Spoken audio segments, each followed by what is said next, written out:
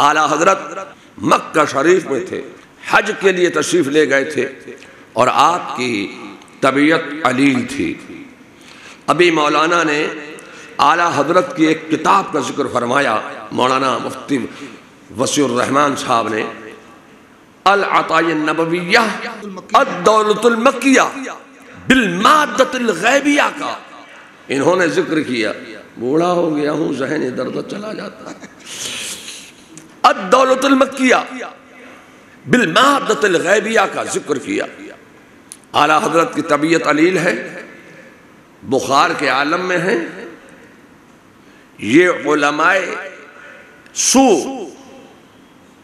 ادیان باطلہ، فرقہ باطلہ، گستاخان اولیاء، غداران خدا، باغیان رسول، یہ بھی پہنچے ہوئے تھے اور انہوں نے جان لیا کہ اعلیٰ حضرت مولانا احمد رضا حج کرنے کے لیے آئے ہوئے ہیں،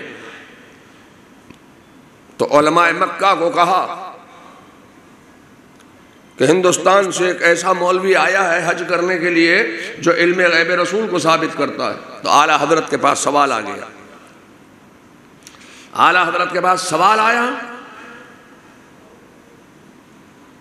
طبیعت علیل ہے، اعلیٰ حضرت نے 8 گھنٹے میں ایک کتاب تصنیف فرمائی، اس کتاب کا نام رکھا الدولۃ المکیہ بالمادۃ الغیبیہ۔ شریف مکہ کے بارگاہ میں اس کتاب کو پیش کیا گیا۔ شریف مکہ نے جب اس کتاب کو دیکھا تو اعلیٰ حضرت کا رائٹنگ، اعلیٰ حضرت کے دلائل، انہوں نے کہا یہ کس نے لکھی ہے؟ یہ کسی حضرت کی نہیں معلوم ہوتی ہے۔ ایسے دلائل، ایسی زبردست تصنیف علم غیب مصطفیٰ پر، ایسے دلائل و براہین کے انبار، یہ کوئی حضرت نہیں ہو سکتا، یہ تو کوئی اعلیٰ حضرت معلوم ہوتا ہے۔ یہ کوئی حضرت نہیں، یہ تو کوئی اعلیٰ حضرت ہے۔ اللہ اکبر،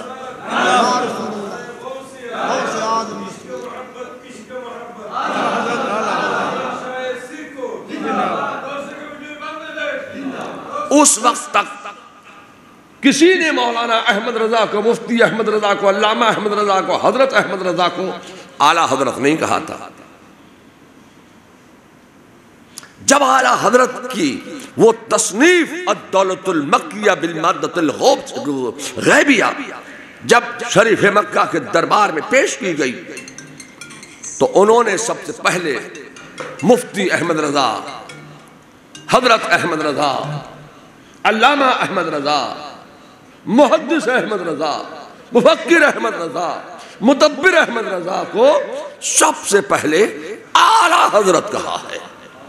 سبحان اللہ، سبحان یہ لفظ اعلیٰ حضرت اتنا مقبول ہوا کہ مولانا احمد رضا کا علم بن گیا۔ علم بن گیا، علم بن گیا، علم بن گیا۔ مولانا احمد رضا، مفتی احمد رضا، حضرت احمد رضا کا یہ علم بن گیا ہے۔ جب اعلیٰ حضرت بولا جائے گا تو ذہن سیدھا بریلی مفتی احمد رضا کی مقدس شخصیت ذہن میں آ جائے گی۔ یہ ان کا نام نہیں، یہ ان کا علم ہے۔ تو جب اعلیٰ حضرت کو اب انہوں نے طلب کیا کہ کون سا ایسا عالم ہے جس نے رسول اللہ کے علم غیب پر ایسے دلائل کے انبار لگائے ہیں، تو شریف مکہ نے ان کو بلایا، اپنے برابر میں کرسی بچھوائی اور مفتی احمد رضا کو، علامہ احمد رضا کو، حضرت احمد رضا کو اپنے برابر بیٹھایا اور پوچھا کیا یہ کتاب آپ کی ہے، آپ نے لکھی؟ تو مولانا احمد رضا نے، حضرت احمد رضا نے، علامہ احمد رضا نے فرمایا جی ہاں یہ میں نے ہی لکھی ہے، یہ میں نے ہی دلائل پیش کیے ہیں۔ تو انہوں نے کہا آپ کا قلم کسی حضرت کا نہیں، معلوم ہوتا ہے آپ تو اعلیٰ حضرت ہیں۔ تو اب انہوں نے کہا، خوش ہو گئے وہ شریف مکہ، کیونکہ بڑے خوش عقیدہ تھے، خوش عقیدگیت کی بنیاد پر انہوں نے کہا، خوش ہو کر کہ آپ کیا چاہتے ہیں، مانگیے، کچھ مانگیے۔ تو اعلیٰ حضرت وہاں مانگنے کے لیے نہیں گئے تھے۔ لوگوں نے تو یہ سمجھا تھا کہ مولانا احمد رضا علم غیب پر قلم نہیں چلا سکتے، حوالے نہیں دے سکتے، اس لیے کہ لائبریری سے دور ہیں، حوالہ کہاں سے لائیں گے، اور یہ تو علماء کی مجلس ہے، علماء کا مقام ہے، تو علماء تو حوالے پوچھیں گے، تو یہ حوالہ کہاں سے دیں گے۔ تو اعلیٰ حضرت نے جو تحریر کی ہے، قلم چلایا ہے، ایسے حوالے دیے ہیں، تو فرما دیا، اعلیٰ حضرت نے یہ ذہن دے دیا کہ میں اپنی لائبریری سے دور ہوں تو کیا ہوا، میں اپنے کتب خانے سے دور ہوں تو کیا ہوا، میں تو اس خزانے سے قریب ہوں جہاں سے ہر خزانے تقسیم کیے جاتے ہیں، میں اس خزانے سے قریب ہوں۔ اگر میں اپنے کتب خانے سے دور ہوں تو کیا ہوا، کیا ہوا؟ تو دلائل براہین کے انبار لگا دیے۔ تو شریف مکہ نے بھی کہا، خوش ہو کر مانگیے آپ کیا چاہتے ہیں۔ تو جانتے ہو اعلیٰ حضرت نے کیا مانگا؟ اعلیٰ حضرت نے فرمایا کہ مدینہ شریف جانا ہے، اور وہاں کے جو خدام ہیں وہ رات کو رکنے نہیں دیتے ہیں، میں چاہتا ہوں کہ مجھے کم از کم ایک شب قدمہائے ناز رسول میں گنبد خضرا کی چھاؤں میں مسجد نبوی میں ایک شب رکنے کی اجازت مل جائے۔ کیا مانگا اعلیٰ حضرت نے؟ ایک شب مسجد نبوی میں رکنے کی، روضہ رسول پر حاضر رہنے کی، رات بھر حاضر رہنے کی مجھے اجازت مل جائے۔ فوراً ہی شریف مکہ نے قلم چلایا، لکھا، اور وہاں کے گورنر کو، گورنر مدینہ کو فوراً ہی لکھا اس نے، اور ایک خط لکھ کے دیا، اور اپنے کارندے کو دیا کہ اس پہ مہر لگائی جائے۔ مہر لگائی، دستخط کر دیے۔ اعلیٰ حضرت اس وقت بہت علیل تھے، طبیعت خراب تھی اعلیٰ حضرت کی۔ 8 دن اونٹ کی پیٹھ پر سوار ہو کر اس بخار کے عالم میں، طبیعت خراب کے عالم میں، اعلیٰ حضرت 8 دن کا سفر طے کر کے اونٹ کی پیٹھ پر بیٹھ کر مدینہ شریف پہنچے، اور اعلیٰ حضرت کو مسجد نبوی میں رسول اللہ کے روضے پر ایک رات رہنے کی اجازت مل گئی۔ سبحان اللہ، سبحان اللہ۔ تو اعلیٰ حضرت نے وہیں وہ ایک نعت لکھی جس کا مقطع یہ ہے، کوئی کیوں پوچھے تیری بات، تجھ سے منگتا 1000 پھرتے ہیں، تجھ سے کودتے 1000 پھرتے ہیں، تجھ سے شہدہ 1000 پھرتے ہیں۔ اعلیٰ حضرت نے اب وہاں وہ اعلیٰ حضرت جو ہیں وہ رسول اللہ کی زیارت کے طلبگار تھے کہ مجھے خواب میں تو میں نے دیکھا ہے، اب میں چاہتا ہوں کہ اپنی آنکھوں سے رسول اللہ صلی اللہ علیہ وسلم کی زیارت کر لوں۔ ایک جب نہیں ہوئی تو اعلیٰ حضرت نے فرمایا، کوئی کیوں پیچھے تیری بات رضا، تجھ سے کتے 1000 پھرتے ہیں۔ اس پہ کسی نے کہا تجھ سے کتے 1000 پھرتے ہیں، کسی نے کہا تجھ سے کودتے 1000 پھرتے ہیں، کسی نے کہا تجھ سے شہدہ 1000 پھرتے ہیں، کسی نے کہا تجھ سے منگتا 1000 پھرتے ہیں۔ اور جب رسول اللہ کو زیارت ہو گئی، اعلیٰ حضرت کو جب رسول اللہ کی زیارت ہو گئی تو فرمایا کہ اللہ کی سرتاب قدم شان ہے یہ، انسان نہیں انسان، وہ انسان ہے یہ۔ قرآن تو ایمان بتاتا ہے انہیں، ایمان یہ کہتا ہے میری جان ہے یہ، میری جان ہے یہ۔ سبحان اللہ۔ اعلیٰ حضرت کا بہت بڑا مقام ہے۔ اب جب یہ کتابوں کی بات آ گئی ہے تو مولانا ڈاکٹر یوسف جیلانی صاحب نے کتنی کتابیں لکھ ڈالی بنگلہ میں. عربی میں اسلام ہے، اردو میں ہے، فارسی میں ہے. اب اگر آپ یہ سوچے کہ رسول اللہ تو بنگلہ نہیں جانتے تھے تو نہیں چلے گی. اللہ کے رسول صلی اللہ علیہ وسلم ہر زبان جانتے ہیں. اگر آپ بنگلہ زبان میں دعا کرو گے بارگاہ رسالت میں، اگر وہ نہیں سمجھیں گے تو آپ کی حاجت روائی کیسے ہوگی؟ جب حضرت آدم علیہ نبینا علیہ السلام دنیا کی ہر زبان پر اللہ نے ان کو قادر بنا دیا تھا، تو رسول اللہ کے صدقے میں، جن کے صدقے میں اللہ نے آدم کو پیدا کیا، جب وہ ہر زبان پر قدرت رکھتے ہیں تو میرے مصطفیٰ بھی ہر زبان پر قادر ہیں، ہر زبان سمجھتے ہیں، ہر زبان پر دعا کرنے والے کا جواب بھی دیتے ہیں. ہر زبان میں رسول اللہ کی بارگاہ میں سلام کے نذرانے پیش ہو رہے ہیں، میرے مصطفیٰ سمجھ رہے ہیں اور جواب بھی دے رہے ہیں. سبحان اللہ سبحان اللہ. تو بنگلہ بھی رسول اللہ صلی اللہ علیہ وسلم، بنگلہ ہی نہیں، ہندی بھی، اردو بھی، عربی بھی، فارسی بھی، جتنی زبانیں دنیا میں بولی جاتی ہیں ہر زبان میں میرے مصطفیٰ جان رحمت صلی اللہ علیہ وسلم کو یاد کیا جا رہا ہے، اور جو رسول اللہ کو جس زبان میں یاد کر رہا ہے میرے مصطفیٰ سمجھ رہے ہیں. تو بنگلہ زبان میں مولانا یوسف جیلانی صاحب نے کتابوں کا انواد کیا، ترجمہ کیا، ٹرانسلیشن کیا. بہت سی کتابیں میرے سامنے انہوں نے رکھی ہیں. اللہ تعالیٰ ان کی تصنیف کردہ کتابوں کو قبول عام عطا فرمائے. آمین. چونکہ ہم اور آپ سب اعلیٰ حضرت کے ماننے چاہنے والے ہیں، بزرگوں کے ماننے چاہنے والے ہیں، تو مجھے ایک بات یاد آئی کہ ابو المظفر محی الدین اورنگزیب عالمگیر نے 500 علماء کو اکٹھا کیا، جمع کیا، اور ان 500 علماء کے ذمے ایک کام لگایا کہ آپ مسائل جمع کیجئے، فقہ پر ایک کتاب تیار کیجئے. تفصیلی گفتگو کا موقع نہیں ہے چونکہ اب 10:10 ہو چکے ہیں اور میں چاہتا ہوں کہ 5 منٹ میں گفتگو ختم ہو جائے. تو 500 علماء کو انہوں نے دلی میں طلب کیا. اس وقت کے چیدہ علماء، بڑے منتخب علماء، بڑے اکابرین علماء، اس وقت کے جید علماء کو 500 علماء کا انتخاب کیا انہوں نے غیر منقسم ہندوستان سے، اور 500 علماء کو جمع کیا دلی میں، اور ان کو دلی میں رکھا، ان کے قیام طعام کا انتظام کیا، اور 500 روپیہ مہینہ اس وقت کا محی الدین اورنگزیب عالمگیر نے 500 روپیہ مہینہ دیا. ان 500 علماء نے مل جل کر 5 سال میں ایک کتاب لکھی. جانتے ہو اس کتاب کا نام کیا ہے؟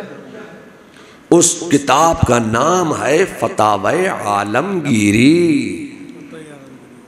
فتاوی ہندیہ.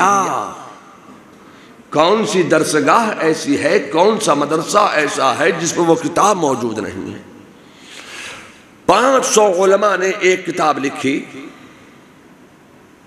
مل کر ایک کتاب لکھی. 500 علماء کا قلم چل رہا ہے، تب ایک کتاب تیار ہو رہی ہے، فتاوی عالمگیری. اور وہ کئی جلدوں پر ہے؟ 2 جلدوں پر. جی 2 جلدوں پر وہ کتاب آج بھی دستیاب ہے. آپ مولانا کے مدرسے میں سبحانیہ عالیہ میں چلے جائیے، وہاں مل جائے گی. احمدیہ سنیہ میں چلے جائیے، وہاں مل جائے گی. جتنے دارالعلوم ہیں، جتنے دارالافتاء ہیں، ہر جگہ وہ کتاب موجود ہے. اور صرف ہمارے یہاں نہیں، ان کے یہاں بھی چلے جانا، وہاں بھی ملے گی. تو 500 چل رہا ہے 5 سال تک. ان 500 علماء نے 5 سال میں مل جل کر ایک کتاب لکھی. اس کتاب کا نام ہے فتاوی عالمگیری. اب میں آپ سے کہنا چاہتا ہوں کہ اعلیٰ حضرت فاضل بریلوی نے صرف ایک کتاب لکھی ہے جس کتاب کا نام ہے فتاوی رضویہ. وہ 500 لوگوں نے 500 علماء نے 500 قلم نے نہیں لکھی ہے، وہ ایک تنہا احمد رضا کے قلم نے لکھی. آج جب اس کتاب پر کام ہوا تو آج 32 جلدوں میں اگر آپ میں سے کوئی بڑے سے بڑا پہلوان بھی اگر آ جائے تو وہ اکیلا اٹھا نہیں سکتا،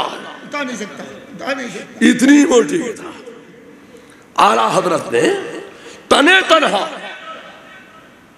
میں آپ سے کہنا چاہتا ہوں خدا کی قسم 500 علماء کا قلم ایک طرف ہے اور ایک تنہا احمد رضا کا قلم ایک طرف ہے. اللہ اکبر، نعرہ تکبیر، اللہ اکبر، نعرہ صلاۃ، یا رسول اللہ، نعرہ گول، مسلک اعلیٰ حضرت، زندہ باد، عشق محبت، عشق محبت، مسلک اعلیٰ حضرت. تو اعلیٰ حضرت فاضل بریلوی کی جو شان ہے، ان کا علم و فضل و کمال ہے، ہم اس کو کیا جان سکتے ہیں. تو اعلیٰ حضرت فاضل بریلوی کی کتب ہر جگہ ملتی ہے، اور جس چیز پر پابندی لگائی جاتی ہے اس چیز کو لوگ زیادہ حاصل کرنا چاہتے ہیں. بے شک ضرور برحق. کنز ایمان کو کون جانتا تھا؟ کون جانتا تھا؟ کون جانتا؟ اگر عرب میں یہ کنز ایمان پر پابندی نہ لگواتے تو ہندی میں ہے، اردو میں ہے، بنگلہ میں ہے. بنگلہ میں تو نہیں تھا پہلے، ابھی ہے.